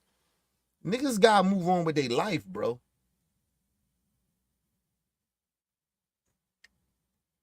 You gotta keep moving. Oh, I told my wife, I said, hey man, I died in my dude. This is all I need. Listen, if you want to date and shit like that, give me a couple of years. Show some respect for me. Don't date right away. I don't need you to do that. I know you get a little horny and shit. Hey, just bust down on porno. Like, come on. I get it, but come on now. Supposed to been love of your life. We loved each other. Like, don't come on. Show me that much respect. But I understand you're gonna have to move on. But give me a little minute. Give me a year or two, maybe 3. You know what I mean? You know what I mean? Because I told my wife, I said, listen, anything happened to her, God willing, nothing happened to her. But nigga, I ain't getting married no more. That I'm done. My wife is my only. That's it. No marriage, none of that shit. I'm not marrying a woman. Oh, I'm not marrying a woman. That sounds fucked up, don't? But no, I'm not marrying anybody. I'm not marrying no other woman. It's just not happening. I'm not marrying anybody. Like that shit is just not happening. I'm not. You know, I don't think I have. You know, by me being the age that I am, I don't think I have the patience to be trying to start a new relationship. Like I just don't. I think I go back to being a hoe, an old hoe. Right before I met my wife, I was a hoe. Nah, I can't do that though, bro. You gotta think about it. You know how many years I put in with my wife? Nah, nigga, I don't. Nah. And then, like I said, you gotta think about it. Like I got my daughter and shit, so it's like I'm be hyper focused on her. So a lot of the shit that my wife would do now, and I gotta kind of step in now. Now and I gotta be more aware of shit and be on top of shit. So my attention to be on my daughter. I wouldn't like, you know what I mean? Like that shit wouldn't. I wouldn't give a fuck about a lot of that shit. Like what people would care about. Like, you know what I mean? I just wouldn't care. And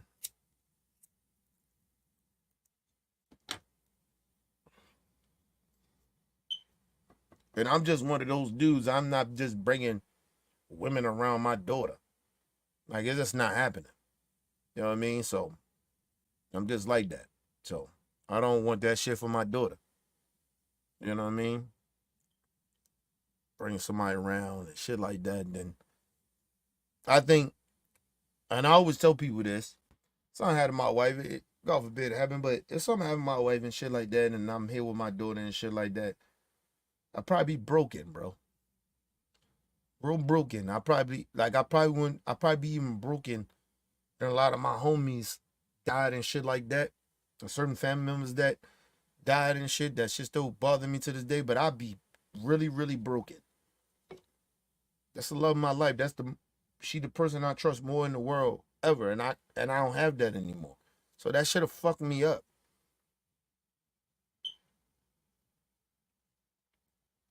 You ever heard of the saying to say that, when people be together so long and they with somebody so long and they die of a broken heart? That may happen to me. My wife is my soulmate. She's everything to me. Like, so that shit might break me. Probably only thing that probably would keep me from not falling fully apart is my daughter. But if I do die, like I would die of a broken heart. Like honestly. God, think about it. You wake up to this person every day. You love this person. This person know you better than anybody in the world, and they gone. And you just hear it, you will feel like you here by yourself. You built this whole life together, and that person is gone. It's just they're gone, and it happens. Yo, it's a lot of people that been with somebody for a long period of time, and usually if their spouse dies, something like that, usually some people die of broken hearts. Just don't care about life really like that no more, honestly, because they lost a part of them that kept them alive or kept them pushing in life. You get what I mean? Or life meant something. So people don't be realizing that shit. That's why I tell people, don't take people for granted. Love the people that you with. If you find that type, that right motherfucker, regardless what color skin they are or the gender or whatever it is, you find that motherfucker, hold on tight. Because you may not can't find a person like that. It's very hard to find somebody that's your soulmate. It's actually very, very rare that people find their soulmate. Honestly. So just love who y'all love, man. And the crazy part about it, genuinely love that person, but genuinely figure out if that person genuinely love you the same. Because some people don't love people the same. You get what I mean? So it took years for my wife to genuinely love me the way I love her. No lie to you. Honestly. But we on the same level of genuinely love. You know what I mean? She know nobody ain't gonna know her better than I know her. It's vice versa. We genuinely love each other. You know what I mean? Materialistic shit, it matters, but it doesn't really matter like that when it comes to our love. But you know what I mean? But we who we are. You can't find that. You can't buy that. Motherfuckers be buying they wives and buying people. Nah, nigga. You motherfucker got genuinely love you. And what I mean by that is they gotta genuinely love you by like your flaws. Like, cause you gonna fuck up. Both parties gonna fuck up. And you gotta be willing, like, can I forgive that? You fucked up. You blew this money. You blew that. Like, it's a lot of shit that goes with a relationship. But if you genuinely love that person, you're gonna fight through it. And the number one thing people don't realize in a relationship that lasts long, you gotta tolerate people. You gotta tolerate the person that you with. Honestly. You gotta tolerate that person. and that person got so much shit that annoy the fuck out of you, but your love and the shit that you love about them and that loyalty and their love for you has to outweigh the shit that annoy you about them. As much as me and my wife, we love and loyal to each other, nigga, we annoy the shit out of each other. But my love and genuine love about her, and vice versa for her, right? It outweighs the annoying shit. We gonna annoy each other, and the number one reason that we gonna annoy each other because we opposites. Now, as we've been together for so long, we kind of on the same page of certain shit that we used to not be on the same page of. But nigga, we annoy each other. It happens. It's like and the crazy shit about it, we see it in our daughter. Our daughter's like this shit that, like, her attitude is like both of ours. And she does some shit to me, like, you act just like your mama. God damn. And then vice versa. My wife be like, you act just like your father. Get away from me. Like, you know what I'm saying? Like, real talk. Like, but,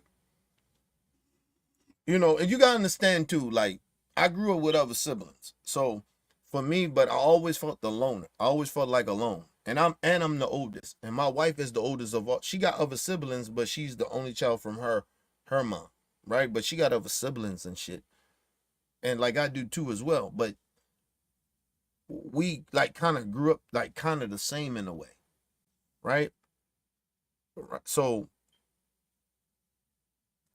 and but and my daughter is the only child. So it's like, you know, our daughter, when we had our daughter, I think that made us stronger. That made us like kind of be on the same page. Cause we used to talk about it if we ever had a kid and shit, how we would be and how we would change and shit like that if we had a kid. Cause at the time it just was me and her. It was almost kind of like even we can like I say we was even both of us was selfish, right? Because we just go off do our own shit a little bit. You know, like my wife had her own friends. I didn't give a fuck about her friends. I don't want to know them. And vice versa with me. Like I had my own friends. She didn't give a fuck about my friends. You know what I mean? Unless we all came together to cook out or something like that. My mom might even give a fuck about. I ain't give a fuck about her. She didn't give a fuck about mine. But my daughter, she came. She was like she was always like that part of the puzzle that we need to kind of be one. And so when my daughter was born, we became one. And I can genuinely say this. I'm so in love with my wife, probably more than I was before my daughter was born. No lie. Love my wife, but I don't think I was totally like in love with her. And vice versa for her too as well, probably. But my daughter came, that was like the shit that was the puzzle or the piece that brought us together. It completed us. You get what I mean? So like now how we move, nigga, we don't move on some individual shit. We move on some what's good for her. Or what's good for you. Like now we care about what each other cares about. Right? It's weird that happened, but my daughter made that happen. So we don't think about ourselves. We think about number one, her. Number two, what you think? How you feel? Right? It ain't about just her, or it ain't just about me. We thinking about each other in the way like, what you think? So what you think? Okay. You want that? Okay, cool. Then we had conversations and shit, be like, well, and I'm just nonchalant about shit a lot of times. So I'll be like, well, babe, what you want? What the fuck? Whatever you want, I'm good. You know what I'm saying? Like, I'm happy. Like, or you want to do something, fine, let's do it. If it makes sense to me, I'm good. Like, I don't really care. But like I said, I know my wife, her ambition is crazy. Right? My ambition is not like hers. I'm comfortable. I will find a way, put it like this. You can put me in a situation, I will find my way to be comfortable. Right? But I don't like change. I don't really like doing different shit like that, but my wife does. But I understand it about her. But so my thing is, if she good, I know I'm gonna be good. Cause she's not gonna put me in a situation where I'm not gonna feel I'm gonna feel uncomfortable, but she's just pushing me to make me feel comfortable. You feel me? So that's that thing. And her confidence is like who she is as a person, her confidence is way up there in certain shit. Like I take my cues from her. I do like, all right, all right, babe, you want that? Okay, cool. We'll do it.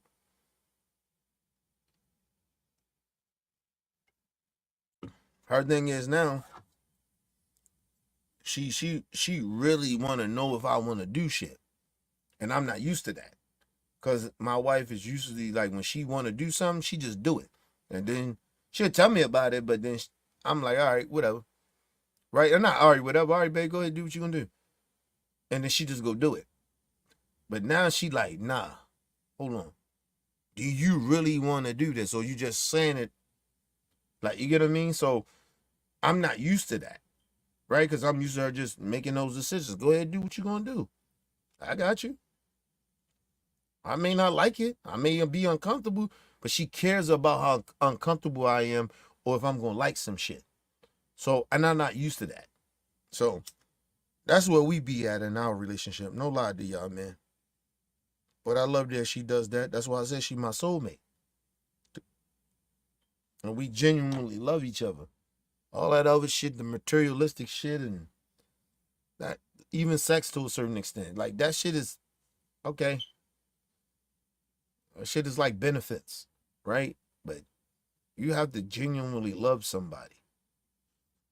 Can't just be rolling around with somebody because they look good or they make you feel good in the moment. There's gonna be times where that motherfucker ain't gonna make you feel good in the moment. They may say some shit to you that hurts your motherfucking heart and make you gotta think about some shit. But sometimes motherfuckers ain't on that level I'm on or a relationship level, and they hear that shit. Oh, fuck that, man. I gotta leave that person.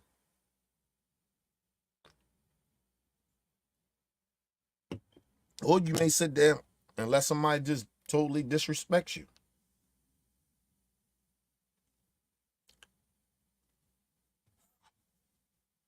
When you shouldn't.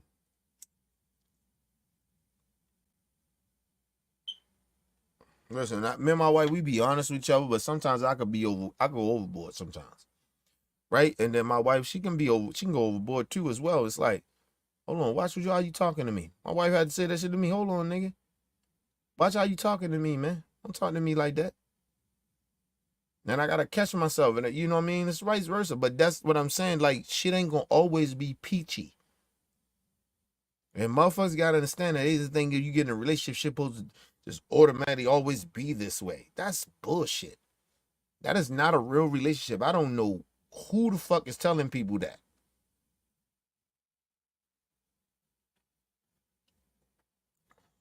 You have to be listen, I live in reality. I don't live in this fake land type of shit. But anyway, people, let's go and get on out of here, man. Leave your comments. I'm going to do another live stream on the tank and Loma shit. Get y'all the information what's going on with that shit. Leave your comments, hit that like button, support your boy, Mr. OBF. Peace and love to the world.